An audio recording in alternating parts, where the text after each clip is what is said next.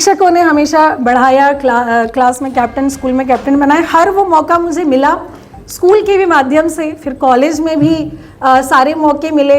परिवार ने एक उद्देश्य दिया कि सिर्फ खुद के लिए नहीं जीना है, समाज के लिए भी कुछ करना है। परिवार ने समाज के लिए करने का उद्देश्य ज़्यादा बड़ा दे दिया। सिर्फ परिवार का दिया होता तो आज यहाँ ये बात ही नहीं आती, अपने घर में मैं चूल्हा चौकी कर रही होती और बच्चों को संभाल रही होती। लेकिन क्योंकि उद्देश्य बड़े हैं, उद्देश्य बहुत दूर तक हैं, उस दूर दराज की उस आदिवासी महिला के घर तक है, उन बच्चों तक है जो आज भी पढ़ाई करने से वंचित हैं। मैं तो बैतूल ज़िले में एसडीएम रही, आप जानते हैं आदिवासी ज़िला है। आप वहाँ की गाँव में जो ट्राइबल बेल्ट्स में जाकर देखेंगे, भीमपुर में, घोड़ा डोंगरी में, भैंसदेही में, अभी भी पूरा वस्त्र महिलाएं नहीं पहनती हैं, उनको मालूम ही नहीं है। अभी भी वहाँ पे अगर कोई महिला की डिलीवरी होनी है तो वहाँ एम्बुलेंस नहीं जा सकती, रास्ते अभी भी खराब हैं। महिलाएं जो है, अधिकारों की तो बात छोड़ दीजिए, बच्चियाँ पढ़ने स्कूल नहीं जा सकती, ऐसे रास्ते हैं, बारिश हो जाएगी तो वो गांव कट जाएगा, आंगनबाड़ी कई किलोमीटर दूर है। तो ऐसी ये बहुत भारत देश में समस्याएं हैं जो ज़्यादातर महिलाएं झेल रही हैं। हम कुछ पढ़े लिखे, कुछ लोग, कुछ चंद प्रतिशत लोग, मुट्ठी भर महिलाएं जो है पढ़ लिख के आगे आ गई। लेकिन बाबा साहब का उद्देश्य, हिंदू कोड बिल या हमारे महापुरुषों का जो उद्देश्य स्वतंत्र भारत में रहा था, वो अभी भी पूरा नहीं हुआ है। उसके लिए कौन आगे आएगा? बाबा साहब डॉक्टर अंबेडकर ने तो महिलाओं की पीड़ा समझी, खूब अच्छे से उन्होंने समझी, महिलाओं के अधिकार की बात की, उसके लिए उन्होंने अपना मंत्री पद भी त्याग कर दे दिया। आप समझिए, एक पुरुष होने के नाते एक महिला का दर्द कितनी भली भांति उन्होंने ना सिर्फ समझा, उन्होंने अपने जीवन में उतारने का पूरा प्रयास किया। लेकिन आज भी हम उस चीज़ से वंचित हैं। उसके लिए प्रयास कौन करेगा? अभी बात वही चल रही थी तो उसी को मैं कंटिन्यू करूँगी। उसका प्रयास जो जागरूक पुरुष हैं वो तो कर ही रहे हैं, लेकिन महिलाओं को भी तो आगे आना पड़ेगा ना। महिलाएं आगे नहीं आएंगी, महिलाओं की बात नहीं रखेगी तो वो अधूरा रहेगा। इसीलिए एक अधिकारी, मैं तो गुड़गांव की मल्टीनेशनल कंपनी में जॉब करती थी, मेरे पास तो पूरी अपॉर्चुनिटी थी कि मैं विदेश जाकर भी नौकरी कर लेती और अच्छी सैलरी पे मैं काम कर रही थी। बाबा साहब ने भी विदेश में पढ़ाई की, लेकिन वापस उन्होंने उसको छोड़ करके अपने देश में आकर के अपने लोगों के लिए, महिलाओं के सम्मान के लिए, महिलाओं की बराबरी के लिए कार्य किया। मैं बार बार बाबा साहब का नाम इसीलिए ले रही हूँ क्योंकि मेरे आइडियल वही हैं। तो मैंने उनको ही बचपन से ज़्यादा पढ़ा है और फॉलो करने की कोशिश की है। मैं नहीं कर सकती पूरी तरीके से, लेकिन फॉलो करने की कोशिश की है। तो उन्होंने विदेश की नौकरी छोड़ के अपने भारत देश में वापस आए। मेरे पास भी वो अवसर थे कि मैं विदेश में रहती, मेरे हस्बैंड एमएनसी में इंजीनियर है, हम दोनों चाहते तो विदेश में रह करके अपना खूब पैसे कमाते, बच्चे को अच्छी परवरिश देते और वहीं रहते, वापस नहीं भी आते। ऐसा हमारे दोस्तों ने किया भी है, कर भी रहे हैं। लेकिन मुझे वो ऑप्शन बेटर नहीं लगा। मैंने साथ साथ तैयारी की सिविल सर्विसेज की, तो मेरा डीएसपी में सिलेक्शन हुआ। एनसीसी में मैम मैं रही, सी सर्टिफिकेट है, तमाम सारी जो एक्स्ट्रा करिकुलर एक्टिविटीज़ है उसमें पार्टिसिपेट किया।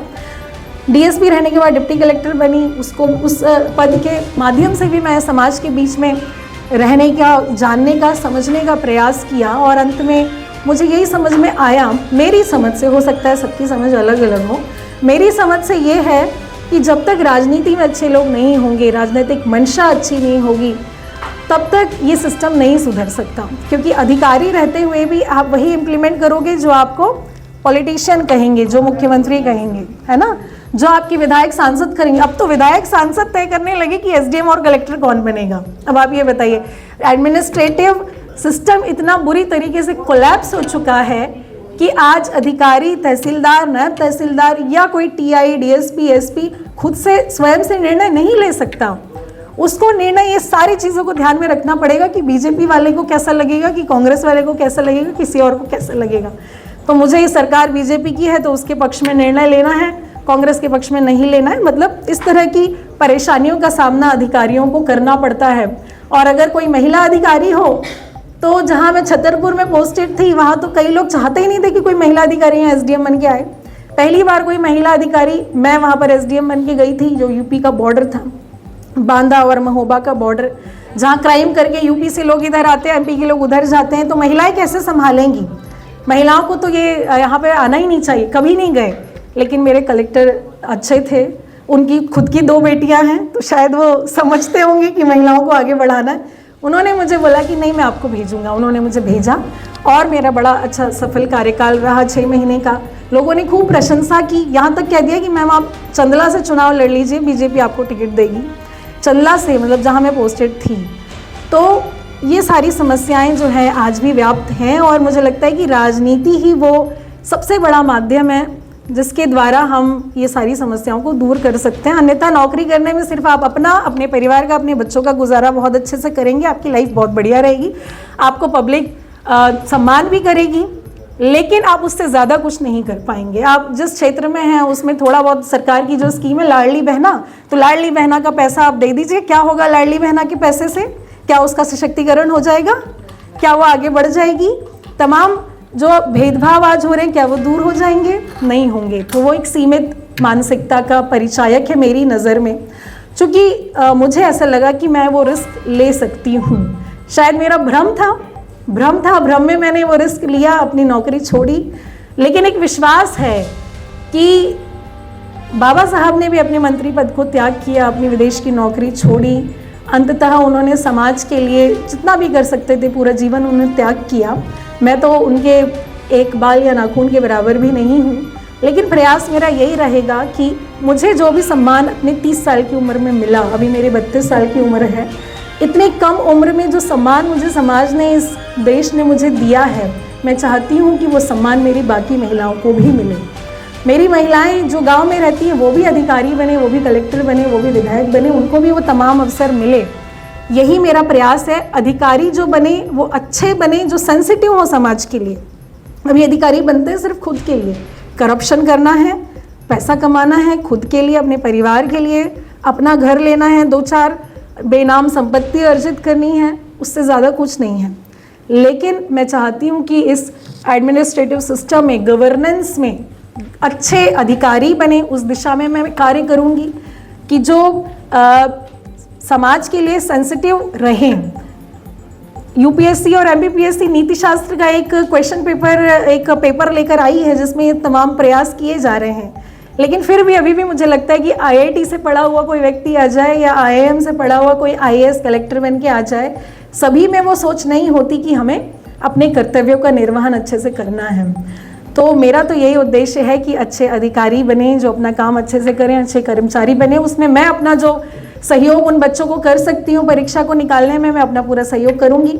मैं ये भी चाहती हूँ कि राजनीति में अच्छे लोग आएँ, ताकि महिलाओं की जो समस्याएं हैं, या आदिवासी, आज भी जो मुख्य धारा से वंचित लोग हैं, चाहे वो किसी भी जाति, धर्म, समुदाय के हों, उनको वो तमाम अवसर मिले। यही मेरा उद्देश्य। आपके प्रश्न का ही जवाब मैं अभी तक दे रही हूँ, है ना। तो इसीलिए तकलीफ़ें बहुत ज़्यादा हैं। समाज और परिवार भी साथ एक लिमिट तक ही देता है, नहीं देता है। मेरे पर्सनल अनुभव में जो लोग मुझे कहते थे कि हम आपके साथ हैं, जैसी राजनीति या फिर ये सारी बातें आती हैं वो पीछे हट गए, ऐसे भी लोग हैं इस समाज के अंदर, मेरे समाज के अंदर। तो ये तो मेरे समाज के भी अंदर वो कमी है, सभी के जो लोग हैं, मतलब इस समाज में रहने वाले। लेकिन फिर भी मैं अपने उद्देश्यों के लिए बिल्कुल अडिग हूँ। अभी समस्याएं मुझे झेलनी पड़ रही हैं, बहुत सारी तकलीफ़ें हो रही है, हर तरीके से पारिवारिक, सामाजिक और हर तरीके का दबाव है। लेकिन मुझे लगता है कि जो उद्देश्य है उसको लेकर के अगर मैं चल पाई अपने जीवन भर, तो मैं सुकून से अपनी मृत्यु प्राप्त करूंगी, और वो सुकून ही मुझे चाहिए। और मेरा परिवार जो है, कभी साथ है कभी नहीं है, ऑन एंड ऑफ चलता रहता है कि अपनी नौकरी में वापस जाओ या आईएएस की तैयारी करो, उसमें जाओ, क्या राजनीति में रखा है, राजनीति में ये है, बहुत सारी प्रॉब्लम्स हैं। लेकिन मुझे लगता है कि शायद अब कुछ पॉजिटिव होगा, कुछ नेगेटिव होता है। जब झटका लगता है जोर का, तो उसके बाद बहुत सारी चीज़ें अच्छी होती हैं। जो भी प्राप्त होगा आप सबके सहयोग से वो होगा। मैं सभी महिलाओं से यही कहना चाहूँगी। मुझे तो आज हिंदू कोड बिल विषय मिला था, मनोज भैया ने मुझे ये दिया था, लेकिन हिंदू कोड बिल के बारे में डॉक्टर सदावर्ते ने बहुत सारी बातें कहीं। मैं यही कहना चाहूँगी उसके बारे में कि हिंदू कोड बिल जो है वो हिंदू रूढ़िवादिता को ख़त्म करने के लिए एक शुरुआत की गई थी इस स्वतंत्र भारत के अंदर। क्या आप ये कल्पना कर सकते हैं एक स्वतंत्र भारत के अंदर कि पुरुष और महिला जो हैं, पुरुष तो तलाक दिए बिना शादी कर सकता है, पर महिला नहीं तलाक ले सकती। महिलाओं को संपत्ति में अधिकार नहीं था, महिलाओं को किसी भी तरीके का जो शैक्षणिक वो नहीं था, लेकिन संविधान के लागू होने के बाद जब आर्टिकल्स में हमें लिखा गया, इक्वालिटी दी गई, उसके बाद धीरे धीरे आया। लेकिन हिंदू कोड बिल में उत्तराधिकार हमें बच्चों महिलाओं को बनाने की बात की गई। उसमें जो है शादी से संबंधित जो हमारे अधिकार हैं उसमें उसकी बात की गई।